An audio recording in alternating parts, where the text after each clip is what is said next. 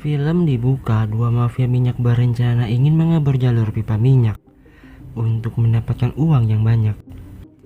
Jalur pipa adalah jaringan bawah tanah untuk mengangkut bensin.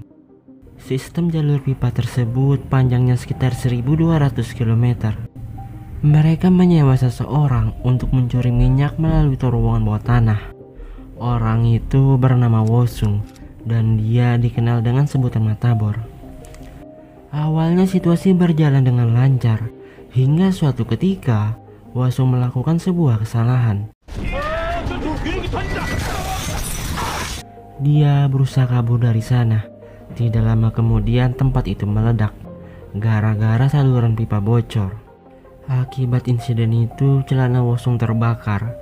Beruntung dia dengan cepat melepas celananya. Merasa kesal karena telah dibohongi, dua mafia itu langsung memberi pelajaran Taesung, di mana Taesung merupakan atasan Matabor. Rupanya alasan Taesung menipu mereka karena upah yang mereka berikan tidak sesuai dengan harga pasar. Sementara itu polisi setempat datang ke lokasi TKP untuk mencari tahu apa yang sebenarnya terjadi. Salah satu petugas menemukan Matabor berukuran 1 inci. Polisi bernama Mansik menduga pelaku di balik insiden kasus itu adalah Matabor. Menurutnya hanya orang gila yang mengebor pipa berukuran tebal menggunakan Matabor 1 inci. Lalu Mansik mengajak Sanggo, talent rekannya, untuk bekerja sama menangkap Matabor di kediamannya. Sesampainya di sana, Mansik menjelaskan maksud kedatangannya menemui mereka. Pelaku meninggalkan celana yang terbakar di lokasi TKP. Mansik yakin kalau pelaku pasti meninggalkan bekas luka di pergelangan kakinya. Namun setelah dicek tidak ada luka bakar di kaki Kang maupun Taesung, yang berarti bukan mereka berdua pelaku di balik insiden ledakan.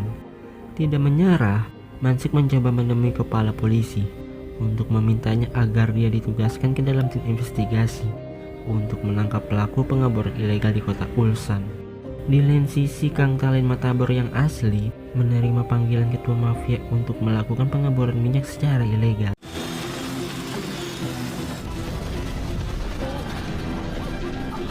Berkat kemampuannya yang handal, Kang menyelesaikan pekerjaannya itu tanpa hambatan sedikit pun. Atas keberhasilan mereka, Kang menerima bayaran sebanyak $200.000. Lalu dia disuruh menemui pengusaha kaya raya di pusat ibu kota untuk menjalankan misi rahasia. Keesokan harinya, Kang pergi seorang diri ke lokasi yang diberikan oleh Daihan. Misi tersebut dipimpin oleh Gunwo, yang merupakan seorang pemimpin perusahaan pengeboran minyak. Meski memiliki harta yang berlimpah, Gunwo tampaknya masih belum puas dengan kekayaannya yang sekarang. Maka dari itu dia berencana ingin melakukan pencurian minyak dari pipa bawah tanah yang menghubungkan kota Seoul ke kota Busan. Dalam misi kali ini Kang hanya diberikan waktu 1 bulan dengan imbalan sebesar $1 juta atau setara dengan 15 miliar. Mendengar hal itu, dia pun menerima tawaran tersebut. Tempat pengeboran terletak di sebuah penginapan terpencil di kota Hansu. Untuk menghindari kecurigaan polisi agar lebih mudah, Daihan memanggil beberapa orang kompeten di bidangnya masing-masing. Ada Wosung ahli mengelas, ada Chansik bertugas mengatur jalan terowongan, terus ada Kontar yang memberi tanda darurat jika ada polisi datang ke penginapan, dan terakhir ada Yuram bertugas menggali terowongan. Peraturannya mereka tidak boleh keluar dari penginapan selama misi berlangsung. Jika ada yang melanggar, maka mereka harus membayar denda 2 kali lipat. Misi pun dimulai.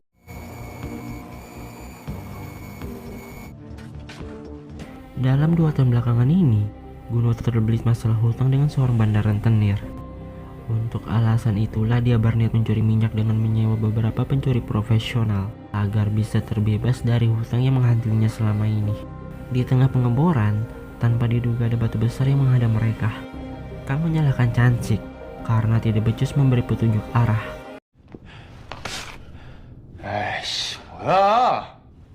Chansik beralasan kalau batu itu tidak ada di sana setahun silam. Waktu mereka tidak banyak, Kang mengambil resiko dengan menghancurkan batu itu. Untuk menutupi kebisingan pengeboran, Kang menyuruh Wosung untuk membuat konser di bawah tanah agar tidak dicurigai oleh warga setempat. Tak berselang lama Sanggo tiba di hotel itu. Ketika berada di dalam hotel, Sanggo mendengar ada suara dari arah bawah tanah. Kontar mencoba menghubungi mereka untuk memberitahu kalau ada polisi datang, namun tidak ada satupun yang merespon panggilannya. Ketika sedang asik bernyanyi, Wasung sangat kaget melihat polisi tiba-tiba berada di hadapannya. Kemudian Sanggo mengecek keadaan sekitar. Beruntung Kang sudah mengantisipasi kejadian itu. Mereka berpura-pura sedang memperbaiki saluran air, sementara Yura mengangkat lemari untuk menutupi terowongan. Berkat penyamaran mereka, alhasil mereka pun berhasil mengelabui petugas Sanggo. 야, 나오라고! Ketika Yura bersama Kontar sedang memperbaiki kabel komunikasi, tiba-tiba tanah di sekitar terowongan ambruk, sehingga membuat mereka berdua terjebak di dalamnya. Yoram sudah berputus asa, sementara Kontar masih tetap berjuang agar bisa keluar dari sana. Tak berselang lama Chansik menemukan keberadaan mereka, dan pada akhirnya mereka berdua berhasil diselamatkan. Malamnya melihat pekerjaan itu sangat berbahaya, Wasu mencoba melarikan diri dari sana, namun gagal karena kamu mengetahui rencananya. Sesuai peraturan, jika ada salah satu dari mereka berusaha kabur atau menyerah dari pekerjaan tersebut, mau tidak mau mereka harus mengganti 2 juta dolar atau setara 30 miliar rupiah. Kalau mereka tidak sanggup membayar dendanya, mereka semua akan mati. Tentu mereka semua tidak mau hal itu terjadi. Ternyata selama ini Kontar mengawasi mereka secara diam-diam melalui kamera CCTV. Kang tentu sangat kecewa padanya. Di lain sisi, Wasung disiksa oleh anak buah Gunwo setelah ketahuan mencoba kabur dari area hotel. 나가봐. Gunwo berjanji akan memaafkan tindakan cerobohnya itu, asalkan Wasung melaporkan semua yang terjadi di terowongan melalui walkie-talkie yang diberikan olehnya. Merasa tidak ada pilihan lain, dia pun akhirnya setuju. Kemudian Kang bersama rekan lainnya kembali melanjutkan pekerjaan agar bisa selesai tepat waktu.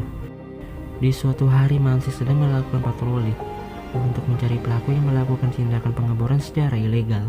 Suatu ketika salah satu petugas mendeteksi ada sesuatu yang mencurigakan di bawah tanah. Kontar mengetahui hal itu.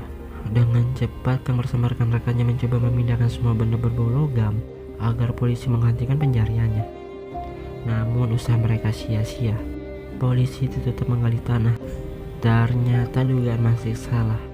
Pendeteksi logam itu berbunyi karena ada pipa gas, bukan alat galian seperti sekop, bor, ataupun semacamnya. Chansik memiliki seorang istri yang sangat tulus padanya.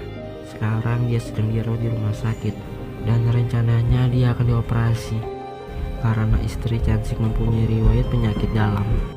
Kang bersama Wasung pergi ke rumah sakit untuk menjenguknya. Namun takdir berkata lain. Sesampainya di sana istri Chansik sudah dipanggil Yang Maha Kuasa. Setelah upacara pemakaman selesai, mereka langsung kembali ke hotel. Ketika di hotel, tanpa diduga anak buah kuno sudah menunggu kehadiran mereka. Ternyata yang memberitahu hal itu adalah Wasung. Untuk saat ini kan masih belum tahu siapa yang berkhianat di antara rekannya. CCTV 조작하면 내가 모를 줄 알았냐? 이런 집사람이 수술을 아, 늑다리 새끼도 어디서 페이크해? Gunwo mengancam kalau Kang keluar dari misi ini, maka ibunya berada dalam bahaya. Setelah mendengar ancaman itu, terpaksa Kang menuruti kemauannya. Di tengah penggalian, tiba-tiba saja penyakit asma Chansik kambuh. Bukannya dibawa ke rumah sakit, Daihan malah menyuruh mereka terus bekerja dan bersikap bodoh amat dengan keadaan Chansik saat ini.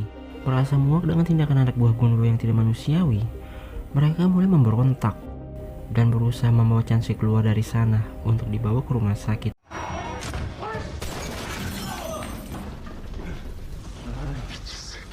꽃피를 봐야 제때 끝낼래? Gunwo sudah mengantisipasi kejadian itu. Dia memintakan untuk kembali ke terowongan. Lalu Chansik mencoba mengulur waktu supaya teman-temannya bisa kabur dari hotel. Namun naas dia malah tertembak dan langsung mati di tempat. Tak berhenti sampai di situ, Gunwo juga menembak Yoram. Di luar, Mansik mendengar ada suara tembakan dari dalam hotel. Suatu ketika alarm berbunyi yang menandakan ada polisi sedang menuju ke hotel. Gunwo bersama anak buahnya langsung kabur dari sana. Sementara Kang, Kontar, dan Yoram kabur melalui terowongan bawah tanah. Terungkap, menurut informasi yang diterima Kontar, Gunwo pernah ditipu mafia minyak ratusan juta dolar. Dan dia juga menggelapkan dana perusahaan Akibatnya dia meminjam rentenir untuk menutupi hutangnya itu. Dan belakangan ini dia selalu dikejar oleh debt collector. Gunwo tidak menyangka kalau Kang berhasil lolos dari kejaran polisi. Lalu dia meminta Kang untuk kembali melanjutkan pengeborannya. Setelah kejadian itu, Kang berencana ingin balas dendam atas kematian Chansik dan mengambil uangnya sebagai konsekuensi karena telah membunuh rekan mereka. Malamnya mereka melakukan negosiasi. Kang berjanji akan memberinya 30 juta dolar dalam 2 hari asalkan Gunwo memberi dia bonus sebanyak 5 juta dolar. Pada akhirnya mereka pun sepakat. Namun tanpa diduga Wosung membocorkan rencana Kang yang sudah disusun secara matang dengan cara memasang kamera CCTV di sekitar area pengeboran. Misi pengeboran pun dimulai. 가자.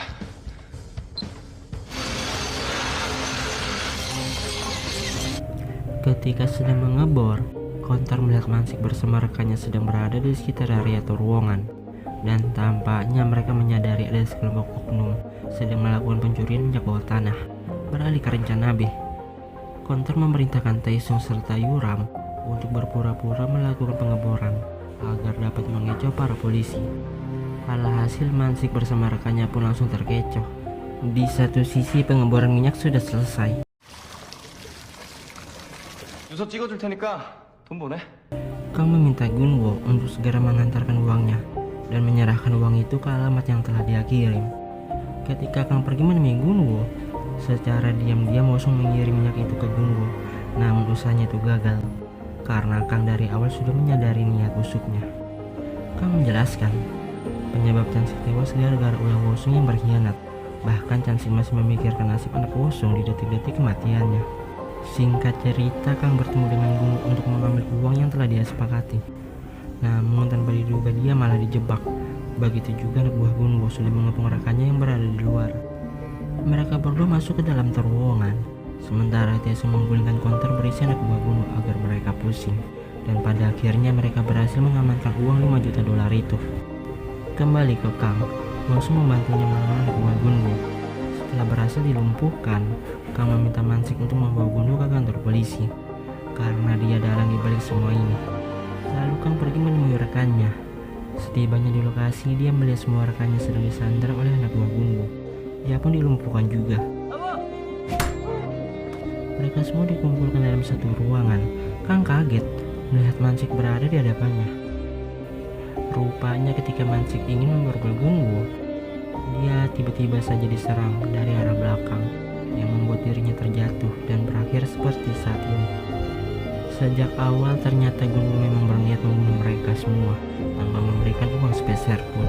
Kang beranggapan percuma saja kalau Gunwo membunuh mereka semua karena ada badan Interpol yang bisa melacaknya.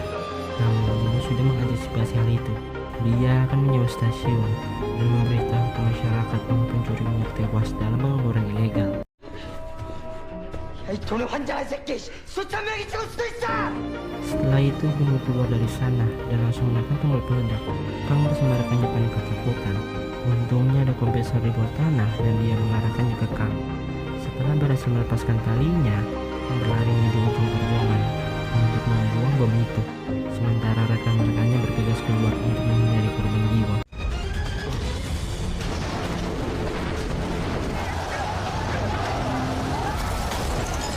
Alih-alih mengisi minyak, sebelum negosiasikan sudah mengganti minyak itu dengan air, yang pada akhirnya rencana Gunwo selama ini gagal total. Tentu kejadian itu membuat Gunwo sangat marah pada mereka. Pertarungan pun tak bisa dihindari antara kedua belah pihak. 왜 다 죽여!